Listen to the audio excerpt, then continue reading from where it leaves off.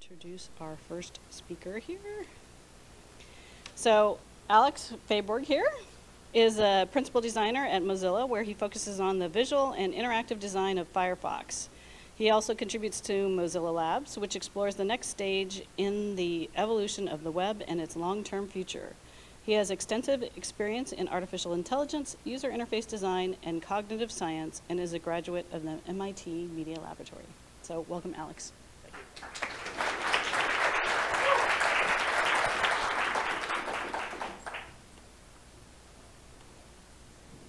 All right, well, it's great to be here. I've really enjoyed attending BayCHI over the years, so it's an honor to come speak. Today I'm going to be talking about, Firefox, and really the talk's sort of broken into three parts. The first is understanding Mozilla. Mozilla's a reasonably strange organization and kind of hard to understand, so we'll talk a little bit about what they stand for and how they operate. And secondly, I'm going to speak sort of generically about different types of design philosophies to sort of build a context to understand how Mozilla fits into that. And then I'll give some specifics about designing Firefox 3 and Firefox 4, and maybe talk a little bit about Firefox 5, particularly in the questions. So getting started, understanding Mozilla. So Mozilla's mission is to protect the free and open web. That's their purpose and the way that the reason they exist. And Firefox is a tool for them to achieve that. And I think you can really understand a lot about an organization by looking at their artwork. And here's some sort of classic Mozilla artwork. This is by Shepard Fairey, the same artist who created the Obama Hope portrait. And this is artwork for revolution. I mean, there's obviously you shouldn't draw like a direct analogy to history, but clearly Mozilla has some revolutionary undertones here. And this isn't just true of Mozilla, but really computing as a whole. I mean, there's this great book by John Markoff, What the Dormouse Said, where he talks about how 60s counterculture, particularly in this area, very much this area with being a park, really shaped the personal computing industry. And he writes, computing went from being dismissed as a tool for bureaucratic control to really being embraced as a symbol of individual expression and liberation. So there's this very sort of counterculture aspect to personal computing. And this was captured in a lot of the things that are created around that time, like Apple's 1984 advertisement. We see that now, and it seems kind of strange and obscure. But if you think about sort of their mindset at the time, it was about running in and throwing that hammer and destroying that screen, taking down that centralized power. And Stuart Brand writes, the counterculture's scorn for centralized authority provided the philosophical foundations, not only of the leaderless internet, but also the entire personal computing revolution. So it's really not just about computing, but also the network.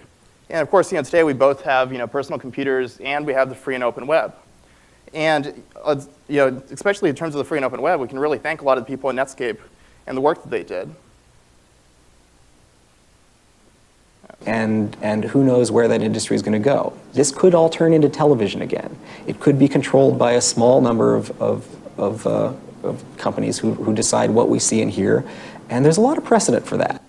So that was Jamie Zawinski, one of the programmers at Netscape and then later Mozilla, who was really instrumental in getting Mozilla open sourced and creating the movement. And what was on his mind was it could all turn into television again. He was fighting for the very fabric of what the web was. And we're so used to the web, it's hard for us to even imagine what that would be like. But there's this great visualization that was posted to Reddit, sort of capturing the notion of what if we didn't have net neutrality. And it's not that hard to imagine, where it's basically mega corporations doing billion-dollar deals to each other, and sort of monetizing everything, and selecting which websites you want to have access to. And it's a system based on exclusivity, lockdown, and then using those two for monetization. And we've seen the web kind of go towards this at various times. Like, how many people remember, IE4 in the channel bar? So Boris remembers that. No one else? All right. All right. I'm sure many of you remember IE4. And they basically, they took the desktop and they gave it to the major networks, and they said, well, this isn't broadcast television enough. We can make a lot of money by making this locked down and exclusive and monetized. And that makes sense from a perspective of protecting shareholder value. But it's not really the personal freedom and individual expression that the web is all about. I mean, this basically can be cast directly into that same model of centralized authority. But of course, that was 1997. That was this ancient era in the browser wars. So clearly that's over, right? The web's fine. Everything's going great. Well, so just a couple years ago, so I'm in Las Vegas, and I'm in a cab, and I'm talking to the taxi driver. And he says, what do you do? I said, well, I work on Firefox. And he says, oh, yeah, I was going to switch to that, but I decided not to. And I said, well, why did you decide not to? What held you back? He's like, well, I really like YouTube, right? And of course, we all laugh at that. Well, you can get YouTube on any site. But that's really, his mental model was one of cable packages, one of Howard Stern signing with one satellite provider or a different satellite provider, one of bookstores, content being sort of segregated into the various silos. And this is a model that's still very, very popular today. I mean, the Kindle is a fabulous device, but it's based on exclusivity, lockdown, and monetization. And if you want to switch to a different type of device, well, hopefully Amazon makes it. Or if you do decide to finally switch, it's time to rebuy all of your books again. And maybe you can't even read certain books because they're only on the Kindle. So really what the web stands for and the freedom of the web is not having that sort of silo model. And we're seeing it emerge even in browsers. So here's, hi Glenn, sorry, Chrome design team's in the back. Here's the Chrome App Store. And it's a fabulous app store. There's a lot of really great stuff in there. But we also see exclusively for Google Chrome users, where they're starting to focus on these aspects of exclusivity, lockdown, and monetization. And this is a great model for them in terms of building shareholder value and making billions of dollars, but it's really not the web. So back from the channel bar to the present, it's very much the fight still in play, where Mozilla exists to try to protect this free and open web. So I keep saying free and I keep saying monetization. And of course, we're not communists, despite the artwork that we create. We're not trying to create a model where no one can make money. In fact, it's really the opposite of that. If anything, we're libertarians. I mean, the web is the freest market that humanity's ever seen. And you can tell how free a market is by how fast things happen. So for instance, let's say you're a college student, and then bam, $65 billion company, and the time spanning that is 7 years. I mean, that's incredible. And that's the kind of thing that can't happen in a different model. So when we say free and open, we mean free in the free market sense, this kind of freedom. The market where you can take any idea, you can really live the American dream and create a company and not have to deal with other huge companies that have already locked everything down. So under centralized control, this type of innovation really is, it's hindered and competition is hindered. So under this model, the time is sort of never to infinity when you're able to launch your company. So why do people contribute to Mozilla? What's sort of the advantage for them? Because I mean, many of them are working for free. They're contributing their time. And there's really a few aspects to this. I mean, the first is they tend to be really passionate. It's really something they care about. So I mean, this is sort of an altruistic objective. They're caring about this cause. But it's also, there's an aspect of passion which is like, glory, right? Like I remember a history professor describing that every human action was taken for either gold, glory, or God. Well, we don't have a lot of religion baked into the valley, but we do have a lot of gold. But that's not to say that glory isn't also something that motivates human activity. They're sort of doing it because of the scale of it, because they care.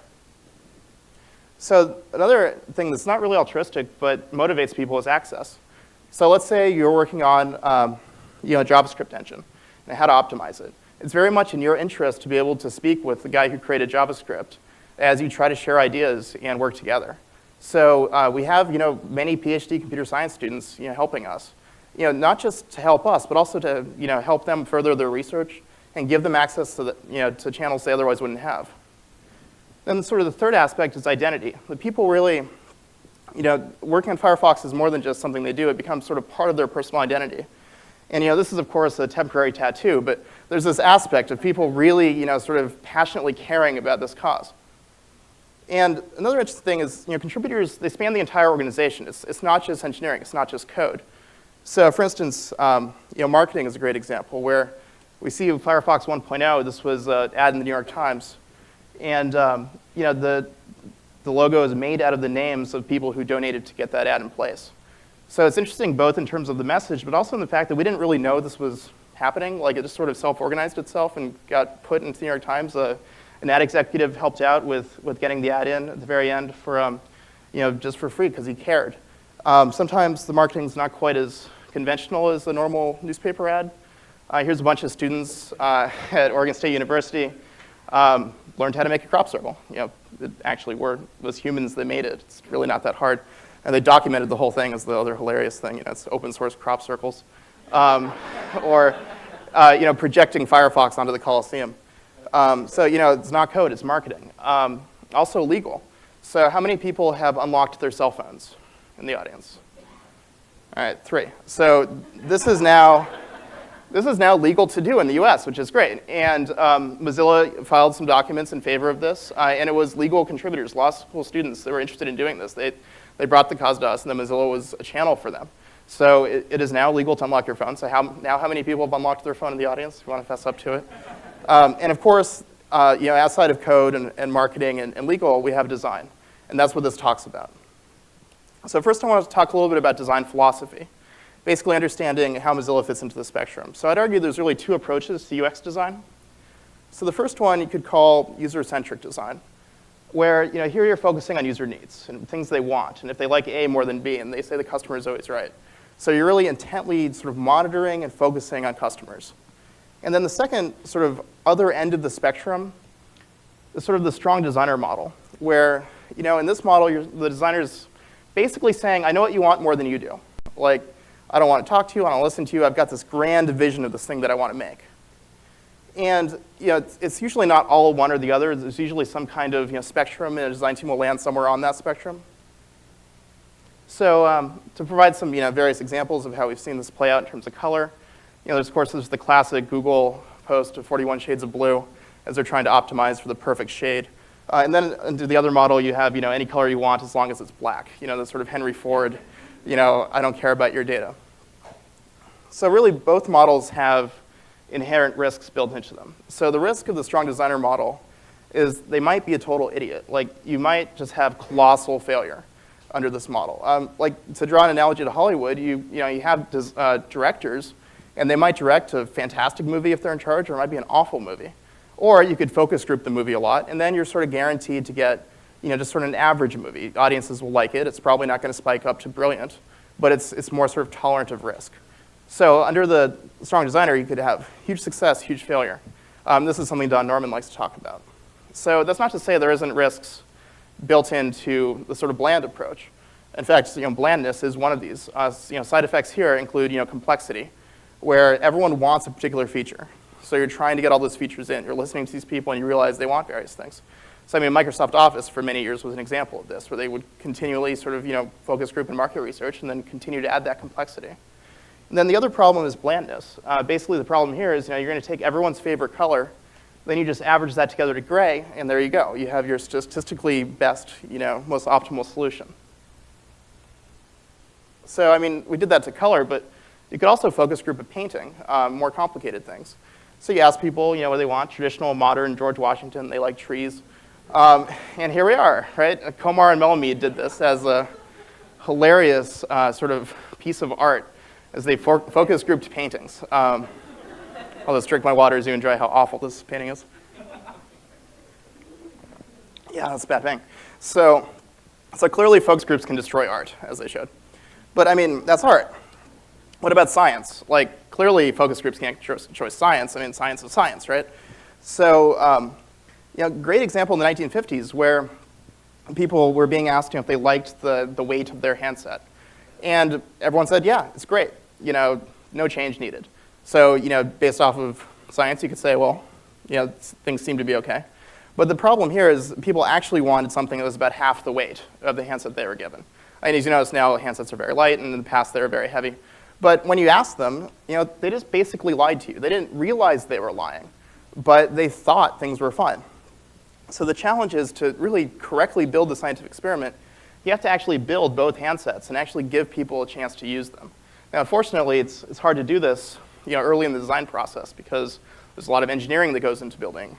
This would probably be pretty easy, but you imagine building something people can really try out. So this challenge of not really being able to ask users what they want until they can really try it and sort of contemplate it could be called the innovator's dilemma. And Clayton Christian has this great book about this. He basically chronicles companies that failed because they were listening to their customers. And in many cases, they were listening to their immediate customers as opposed to a larger market, or their customers just didn't really know what they wanted. They felt they knew what they wanted, but they were lying. So it talks a lot about memory and hard drives and stuff, but some modern examples. A phone without a physical keyboard, all the phone companies were doing market research, and business users write a lot of email and they do a lot of text messaging. So even after the iPhone launched, Steve Ballmer was saying that he didn't think it would do well in the business market because it didn't have a physical keyboard. All their data was saying that. Or the video game industry. Every hardcore gamer has to have dual analog sticks. That's how they play Halo. That's how they play their first-person shooters. Then Nintendo shows up with the Wii and just completely blows away all the competitors and has the most popular console. So all of that market research was wrong. Or a little close to home, but if you talk to Firefox users, they don't want tabs on top. In fact, they really hate it until they use it for a while, and then they actually like it better. So the challenge here, open source makes this even harder, right? Because open source is about scratching your own itch. In open source, basically, the users are the creators, right? So how do you do design when you have like 3,000 people checking in code? That's just total chaos, right? Everyone has an opinion. Everyone, has something they want to work on. We've actually landed some of these things. So this is a big problem for us. And basically, there's 3 ways that we try to solve this problem. So the first one is really focusing on core principles. So, no one argues over if the application should be crashing, right? And no one argues over if you should use more or less memory, right? Because these things are just obvious. So what's important is to have aspects of usability that are equally obvious. So, focusing on, like things like Jacob Nielsen's usability heuristics are a good example. Each one's irrefutable. So if you focus more on those, no one's going to be like, no, we shouldn't support undo in this particular case. That's just one example. There's many sort of lists of heuristics. So we're trying to really bake this into the tools that we're using. So like in Bugzilla, let's say you're doing a find in Firefox, and it always really annoys you that next and previous are in the wrong order. Maybe it makes sense because you hit next more often, so you want it to be closer, but like back and forward are not in that order, and it's just annoying. So you could have this long argument about, if that's your personal opinion, or you could just file a bug and say UX natural mapping and invoke that principle, that all of what carries with that sort of code word for that, so that you have this sort of base vocabulary to which you can have debate over design. So we've added large range of these various principles, and it's really sort of raised the level of UX debate inside the community. So there's really nothing special about interaction designers except that they're, generally speaking, pretty well educated. So if you educated in interaction design, so you can take an open source community, people who are experts in code, teach them the basics, principles, and they're going to start having better designs, not just in your product, but in all the other products that they use throughout the day as they file bugs on those. So that's the first way. The second way is we give contributors the freedom to explore. So this is this was an interesting problem. Basically, everyone wanted to change the interface in one particular way. And some ways were better than others, and it wasn't really clear which initially. You needed the sort of 2 phone handsets. So we'd hear the phrase, that would make a good extension. And it's very positive, right? Yes, go build that. What it really means is there's absolutely no way we're putting that in the product, so go away. But it's so much more positive. And in fact, Firefox's whole extension infrastructure is based around this debate. Like the reason it's so easy to extend Firefox is because we built a good extension infrastructure to start settling those debates and letting people run off and try their things. And maybe your initial reaction is that's a horrible idea, but it's not always the case. People on the boat are saying, we're off to solve the innovator's dilemma. They're going to do something creative. And then you can see how it works out without having to change the mainline product. And then the third way is you elevate contributors who know what they're doing. So even though it's sort of a mix of a corporation and an open source community, that doesn't mean there's not a hierarchy. There's not sort of meritocracy where some people clearly know what's going on. So an example of this, like the Firefox icon was actually created by open source contributors. At the time, it looked like this. It was called Phoenix, which, it's not great. Someone probably made that in Paint or something. It's sort of okay. It's also a trademark infringement. And 2 contributors showed up, and they said, Phoenix is never going to be a mainstream product if it looks like that. You're trying to put something on everyone's computer, and this is ridiculous. And everyone sort of agreed. Like, people already knew this. This was Stephen Garrity and Daniel Burka. And it turns out they were very good designers, and they worked for a really good design firm called Silver Orange. So we said, you know what? You're right. Congratulations. You own this problem. Come back with your proposal. Oh, and it's called Firefox because we're getting sued. So they came back with a sketch, and this is what they came up with. And I was like, that's pretty good. So then they posted on forums saying, hey, here's the sketch we had, this idea. Does anyone have time to render this? And another designer, John Hicks, very quickly turned around a very nicely rendered version. And that was the creation of the Firefox icon, in the open source community by elevating the people who knew what they were talking about. So between the 2 models of sort of strong designer versus very sort of user-centric design, focus grouping, we're definitely more focused on the strong designer model. And part of this is because we have to shield the design team from the rest of the open source community. So we're focused on principles and less focused on testing. It doesn't mean that we don't do testing, but we tend to sort of start with principles first. We're using extensions to explore controversial ideas, and the team's really a mixture of employees and trusted contributors. So moving on to now the specifics on designing Firefox. So I think sort of the first important thing to ask is, we're focused on these principles. Well, which principles, right? So we could title this section, "The Stuff We Really Totally Messed Up," which, I've been really looking forward to presenting. So obviously, there's many lists of heuristics, and each of them is irrefutable. But what's interesting about them is some of them are paired against each other. You can't win. Like, you have to choose A or B. So, example of this, like discoverability is very important. Users need to be able to find the features they're interested in. The downside is if you really focus on discoverability, you totally mess up minimalism. And these two are in an adversarial relationship with each other. Or another example, user control. Firefox really nailed user control. It was one of our selling points, one of our sort of core tenets. The downside is you can never really have perfect user control without having to talk to them. So you sort of mess up no interruptions. And these two are, again, sort of opposed to each other. And then the third one, consistency. And this is very important, both external consistency with older versions that the user has a mental model of, but also your competitors' products that are on the market.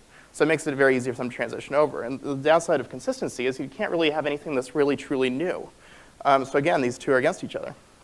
So in case it's not entirely obvious what I'm talking about, here's how these two kind of stack up against each other. Where Firefox is about discoverability, user control, and consistency, and Chrome brings in minimalism, no interruptions, and it's new. And then, these are all principles. Which ones are better? So talk a little bit about how Firefox sort of fell down on some of these. So we non-sarcastically shipped a product that allowed users to create this. And it's actually scrolls. This was like one of the selling points of Firefox was you could extend it, right? And users really loved they could extend it. But we didn't build in mechanisms to help them deal with the chaos that then came about. And it wasn't just Firefox extensions. Even the interface itself got kind of crufty over time as people started to layer in new features. We started calling this little area of the UI the Lucky Charms, horseshoes and rainbows. And getting rid of each aspect of it was difficult. Like if you go to these bugs, they're like the 300 comment, riot bugs, as we.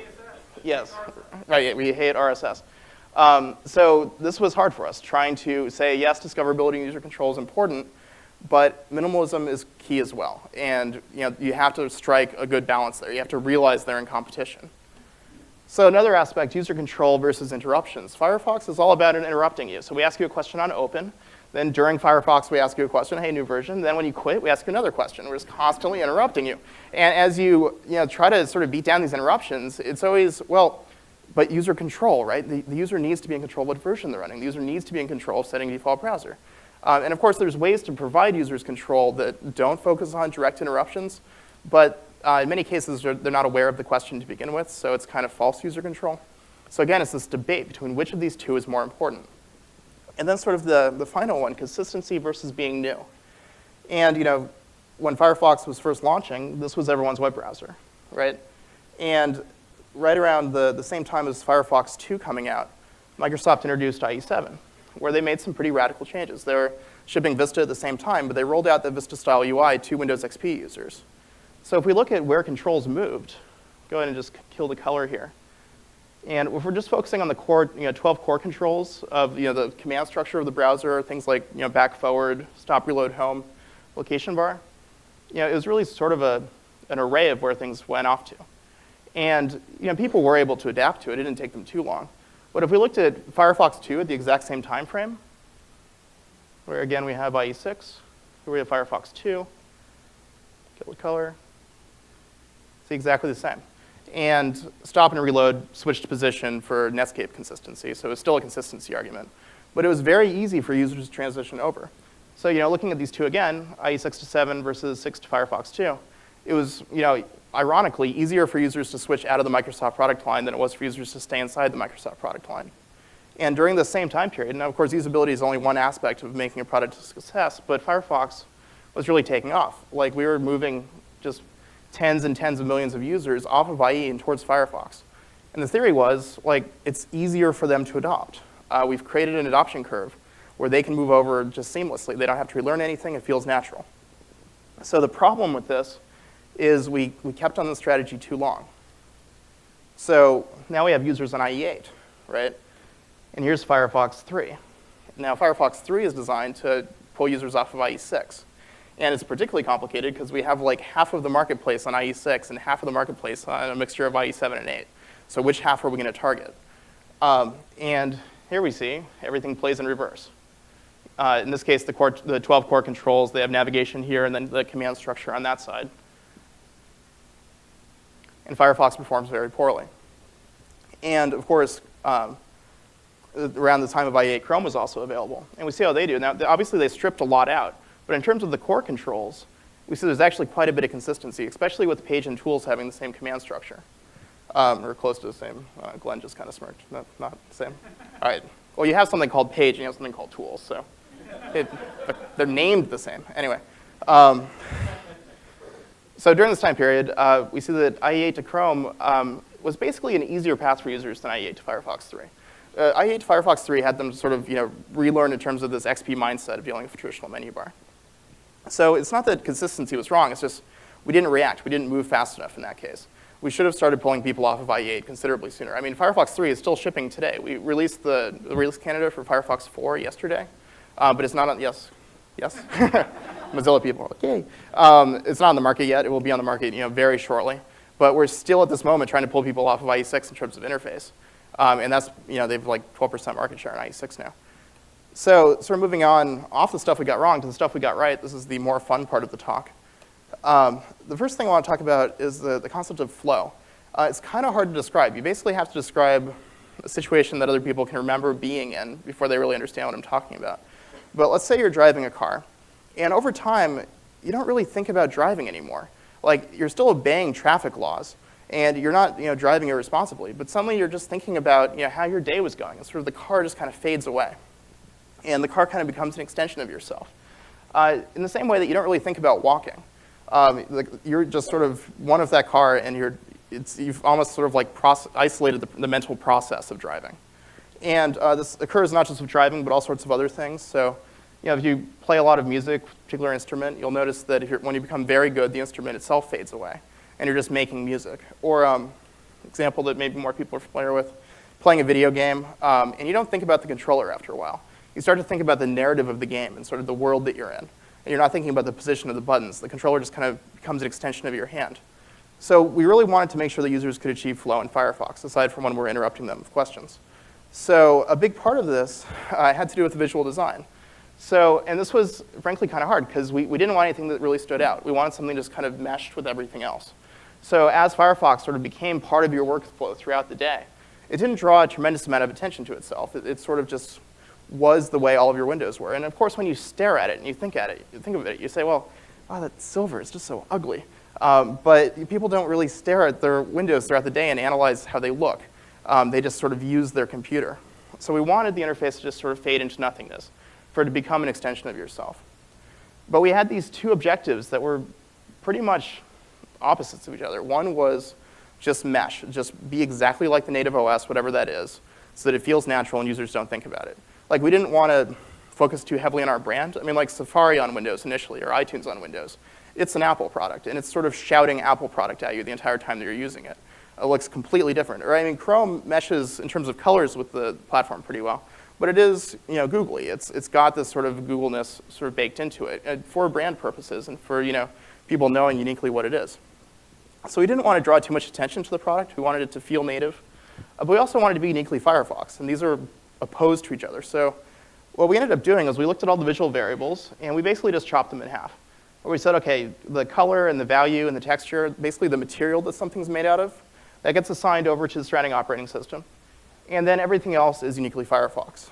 So the challenge here was to basically create an iconic form, create some kind of shape that when people saw that, they just thought, OK, that's what Firefox is. So sort of examples of this, like everyone knows that's VW Bug. People who play Xbox 360. Obviously a Mickey Mouse hat, where it's just a set of shapes. Like it's just line art, but you see it and you know what it is. So and the shapes don't really they don't have to be ears. It could just be random. You have to be exposed to it over and over again. So what we did is with the navigation controls, we created this outline. And it's otherwise meaningless. It played into the fact that people use the back button a lot. It's like sort of the the one button that needs to be big in the browser. So it had that usability aspect to it. But we also just wanted to create this sort of unique shape that when you looked at it, you could recognize as a Firefox. And then what we did is we could then render that using all the sort of materials of different platforms. So OS 10, Windows Vista, Windows XP. So it still sort of was native while still having that unique shape to it. And we made a couple tweaks in terms of sort of the arcs we were using so it felt more native, sort of building those in.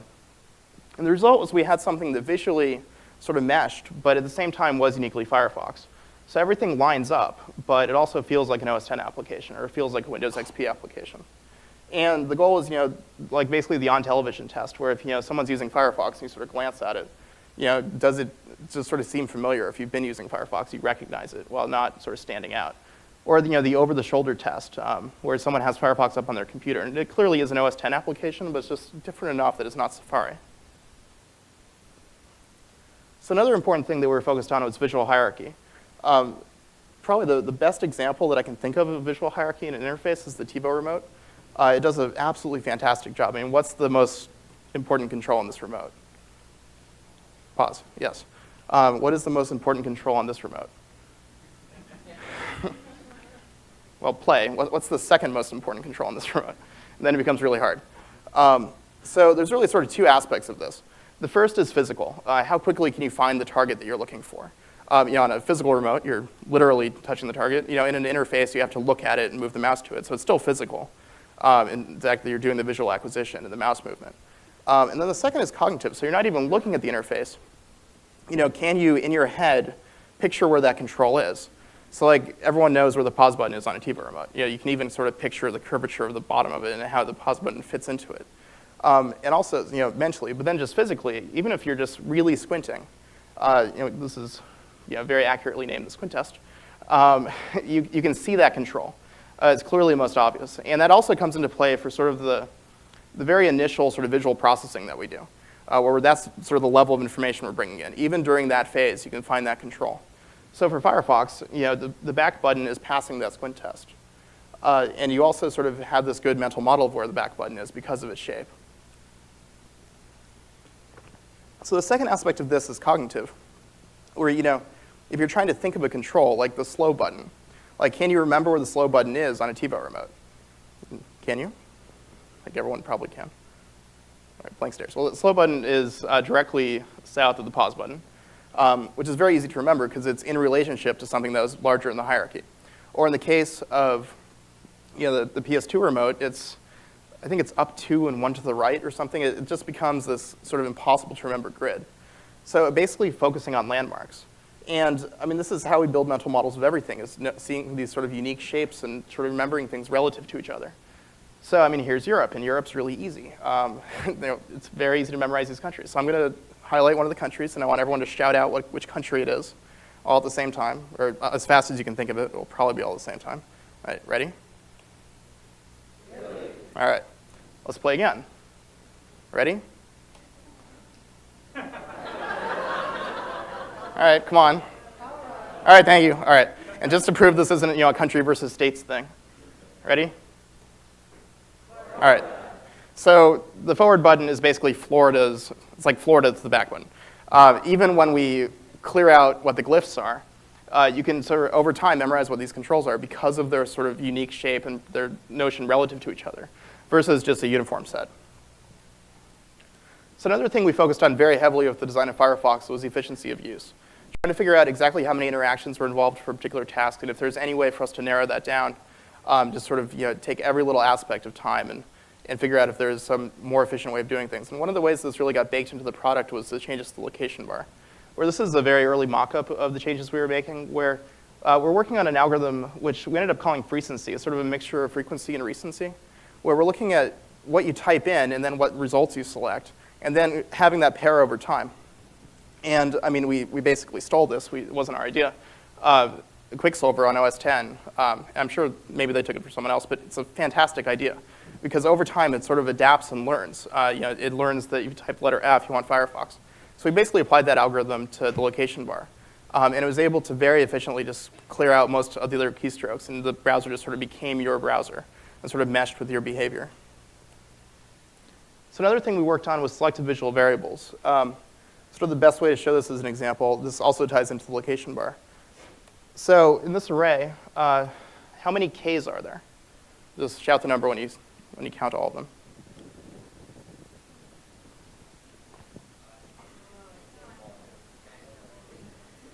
Okay, so it took a while and it wasn't super accurate. So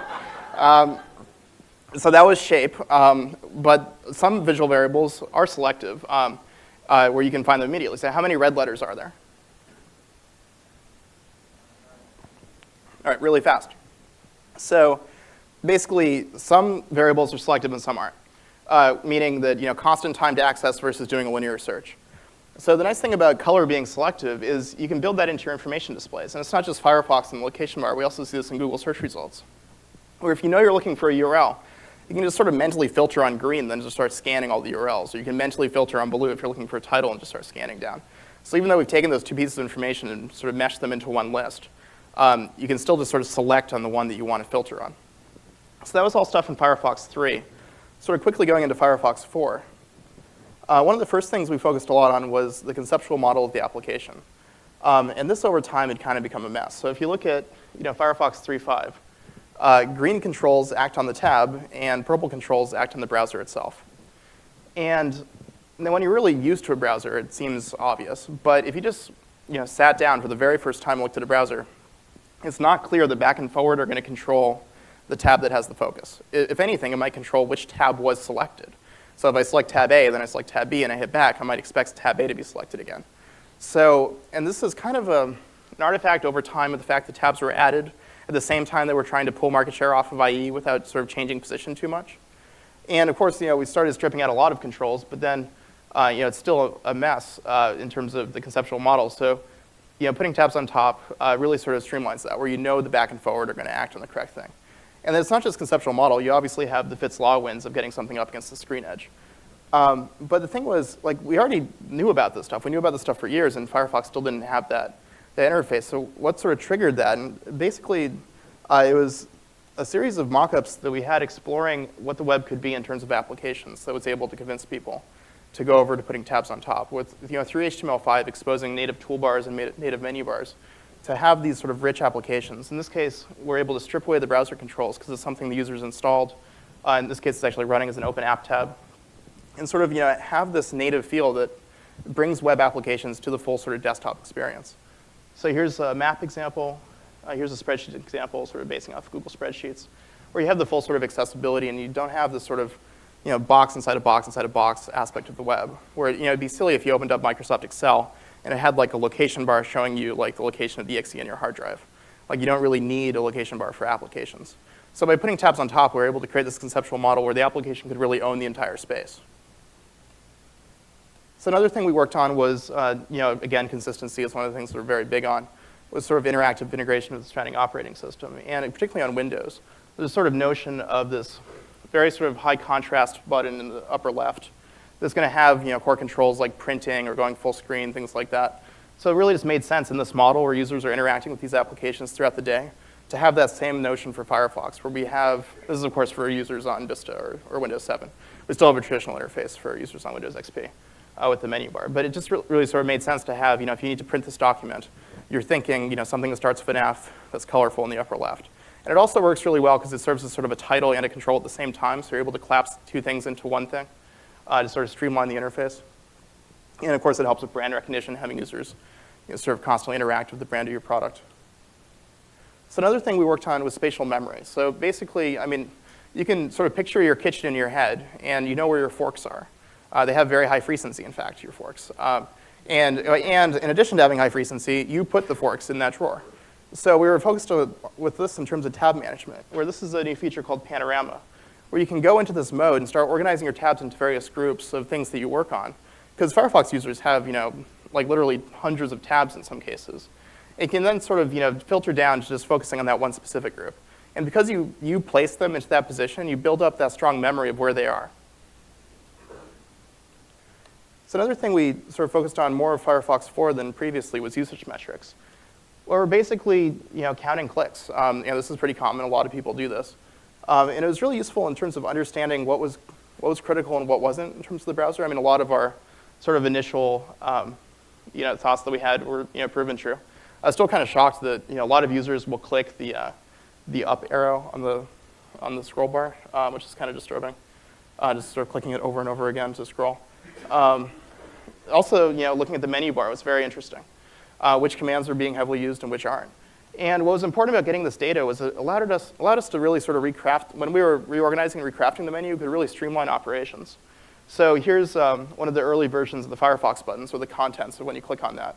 And we're able to look at putting high-value controls more discoverable and closer to the top. But the sort of curious thing about this is when you make something more discoverable, people are going to use it more.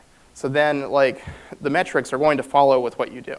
So you can't just optimize to the metrics because it's going to play out that if you put private browsing as the very first item, more people are going to use private browsing. So the trick with this is basically to design it the way that you want and to focus on the features that you want to promote and what you think makes sense. And then sort of use the data to validate that, to see if you made any obvious mistakes. Because if you're just sort of chasing the usage metrics data itself, then it's not clear who's designing. Is it just random, or the users are following the thing you created? Or is it sort of just emerging out of this process? So it's important to sort of design and then verify with the data, not have the data doing the design. So sort of going back to this model of sort of strong designer versus user-centric, the sort of mantra we have is design then verify, where it sort of flows in this direction. So it's not that we're anti-testing, it's just we're using testing as this evaluation stage. So that's pretty much the whole talk. We have about 5 minutes left we have 20 minutes left for questions. Yeah, so. Yeah, we need to use a handheld mic to capture audio.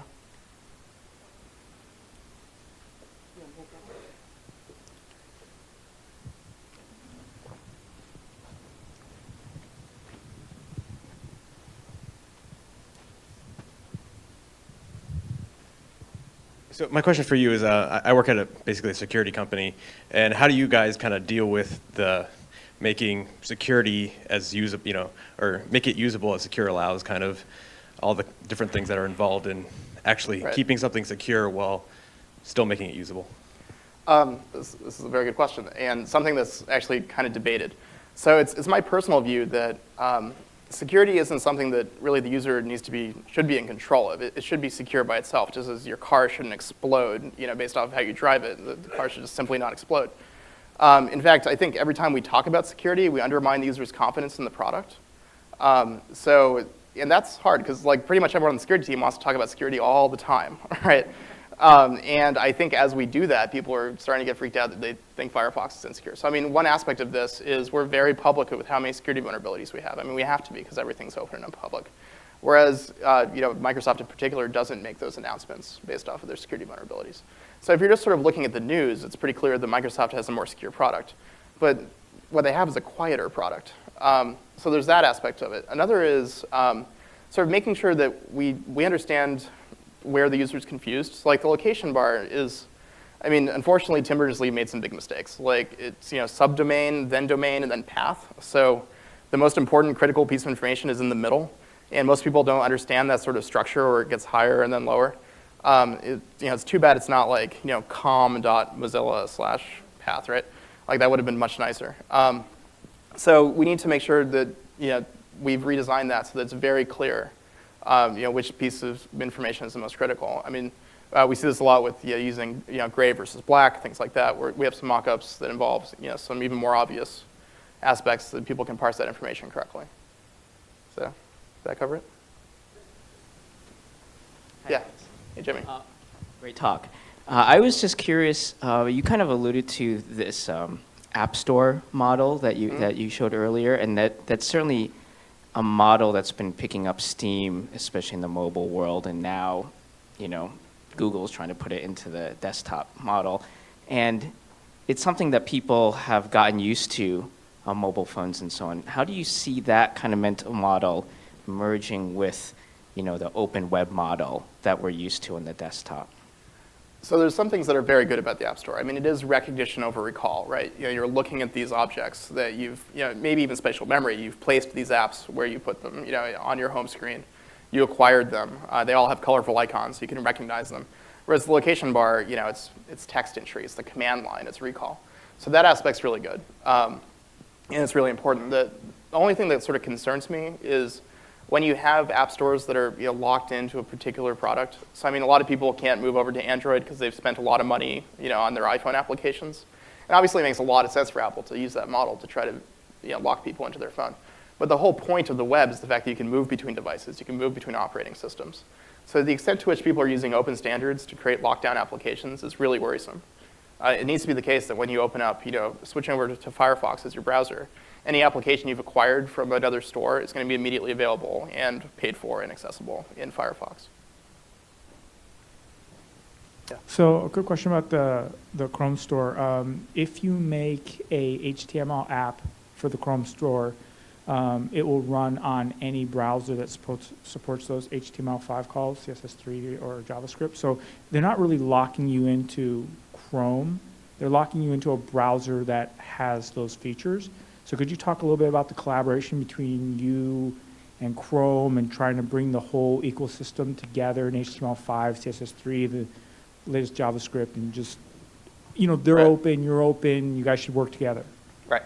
And no, I think that is the case. I think the extent to which things have been said to be exclusive, I think, is mostly sort of branding and marketing. You now arrive at websites where they say, look, this piece of the New York Times is for Chrome, or TweetDeck. This part of TweetDeck is for Chrome. And then there's a little hyperlink that says, or you could just use it. And this is kind of bad because the user's mental model, especially if they don't want to switch to Firefox because they like YouTube, the user's mental model is going to be one of lock-in. So even if it's all open in terms of technical specs, if the aspect of logos and terminology implies lock-in, the users are going to think they're locked in. And we're all designers, so we know the mental model is the king, right? It's the user's perception that's actually going to dictate behavior. So, Hi. go ahead. So you were sort of piggybacking off the last two, but then also referencing your presentation where you were talking about how trying to mesh with the operating environment, right? Mm-hmm. Windows XP, Vista, whatever. So it seems like as more of these apps are coming in, you're becoming the system, right? So like Chrome OS is sort of Right. doing the same thing. So how do you guys as designers start to think about your product as becoming, right, this space that people are playing in and not Right. necessarily something that just has to mesh with the OS? So Chrome OS is an example of sort of, the thing that shows the user the clock is the operating system, right? Not the device drivers. So Firefox hasn't adopted that model of having sort of entire operating environment. We're more sort of embrace and extend, where regardless of what platform you're on, if it's XP or Vista or 7 or Linux or OS 10, Firefox becomes sort of a critical part of that operating environment. And Microsoft even released some statistics that they're saying like 57% of the time that users are sitting in front of a Windows computer, they're using the web. So it's really, it's still sort of the case that even though Firefox doesn't contain the clock, it is their operating environment.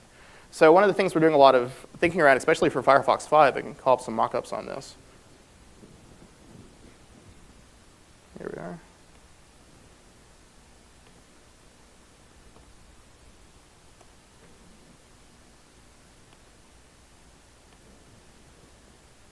Is this notion of like when sites are running in sort of a browser, site-specific browser mode or an application mode, actually exposing things outside of the normal browser frame to them. So, and IE9's done a little bit with context menus on applications, but actually, allowing Facebook, when it's running as a Facebook application, to have a Facebook button and populate that with commands. Or also with the tabs on top decision, having native toolbars and native menus accessible to HTML5.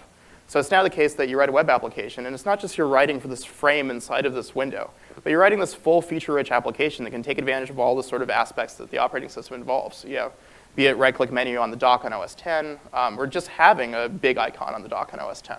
So I think Firefox is going to, in some ways, kind of relegate itself to middleware and the fact that people don't care about codecs or rendering engines, but relegate itself to this important aspect of your operating system that enables your applications to kind of spread throughout the operating environment. Just a quick comment. I think one person kind of summed it up pretty well, talking about the Chrome versus Firefox versus the Chrome App Store, stuff like that. Essentially, the people that are working on the product, the Firefox team, the Chrome team, we kind of all work towards the same thing. In open web, we want to do the same things. It's essentially the marketing departments of the respective companies that drive us a little bit crazy, right? It's kind of like the Chrome App Store. It's like, well, it's web apps. Like, why? I don't think there's any animosity between the browser makers as such. Even the IE team, we talked to them, right? We're like, oh, we should standardize on how we display security. And then their marketing departments find that unique thing about their product and like push that to the extreme. So it's a very interesting thing to see. You know, we go get lunch with the Chrome team, and it's like, oh, I thought you guys hated each other. It's like, no, we talk all the time. Yes, we're friends. Glenn kind of smiled when he said hated each other.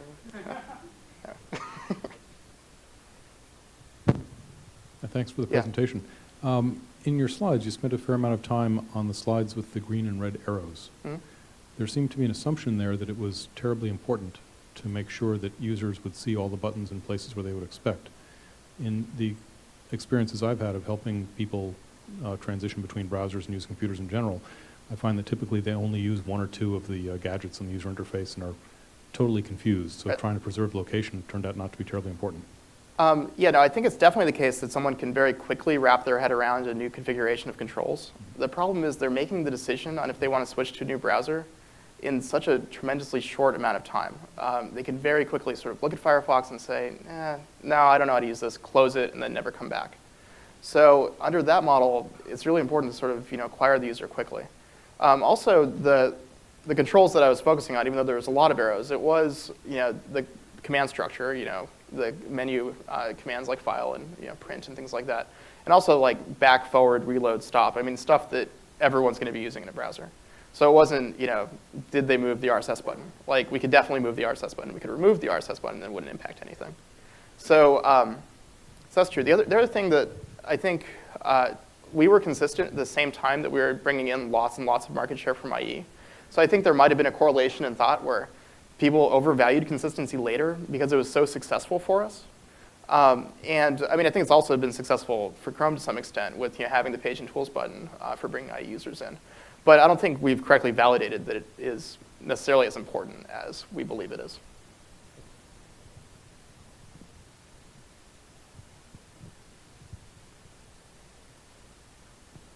Thank you. All right, thank you.